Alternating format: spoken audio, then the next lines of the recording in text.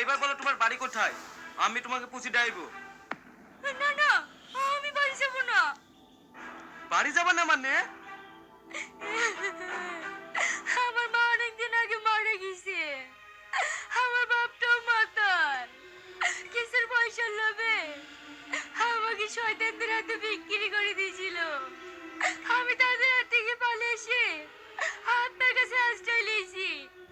আপনি আমাকে কিছুদিনকার মতন থাকতে দেন, আমার নিজের রাস্তা আমি নিজেই দেখে নেবো।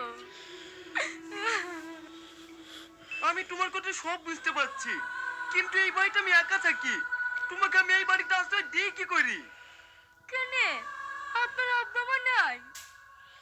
না, আমার বাপ মা অনেকদিন আগেই মারা গেছে। আমার বাড়ি বীরভূম, আমি এখানে ব্যাংকে চাকরি করি, তাই এই বাড়িটা ভাড়া করে আছি।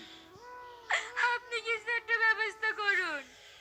আমি বাইরে বেরোলে আমাকে শয়তান করে ধরেলে চলে যাবে।